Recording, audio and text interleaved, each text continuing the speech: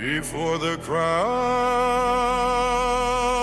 before the throne, before the walls, before the stone, before the kings had names in gold, there was a man in the mountains old. Kayumars, first king of the ancient land, living where the mountains stand. No palace roof above his head, no royal bed, no streets he led. He wore the skin of beasts at night and stood beneath the morning light. The world was young, the earth was wild, and beside him stood his only child, Hushang! Remember that name. 'Cause every kingdom starts somewhere.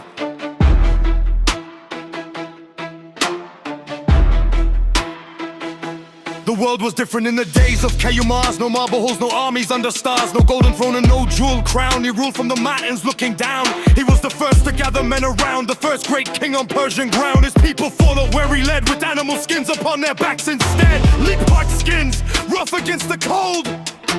A life before the cities and the gold. The mountains were their fortress wall, the first king standing over all. And beside him Hushang grew strong, his son, his heir, where he belonged. The young prince raised beneath the sky, watching the ancient world pass by.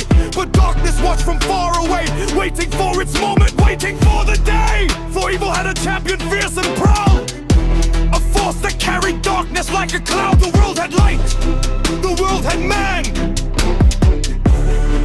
but evil had begun its plan. Kayumars stood at the edge of time, a king before the age of the royal line. He had no empire built from stone, still the whole world knew his throne. But somewhere beyond the human flame, a demon carried a different name. Kayumars, first king of the land, standing with the mountains at his command. No crown of diamonds, no palace of gold, just a kingdom young and a story untold. Kayumars, hear the ancient call, the first great king before the walls. But darkness came with a demon's hand, and blood would fall on the newborn land. Kayumars, remember his name, the beginning of the royal flame. Before Rostam, before every war, there stood the first king ever before. Ahriman looked upon the king, and hatred was the only thing that burned inside the demon's heart. He wanted to tear the kingdom apart. He had a son, a deadly force, raised with evil at its source. The demon sent him toward the king to break the light before it could sing. But Kayumars had a son as well, and Hushang's strength began to swell. The young prince carried noble blood, a warrior rising from the mud. And then the heavens saw the fight, the ancient clash of dark and light.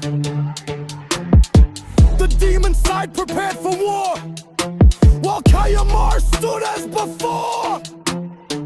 The first kingdom had barely begun, yet already the battle had come. No generations had passed through time, no ancient roads, no towers to climb. The first royal house was still young, and already the sword had been swung. Then came the tragedy.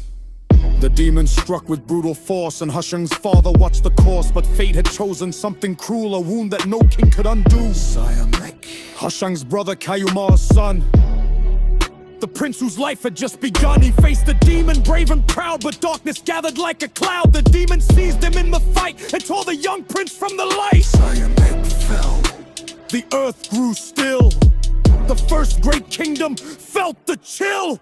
Kayumars mourned his fallen son, for all the joy had come undone. The people cried throughout the land. Their king stood grieving, unable to stand.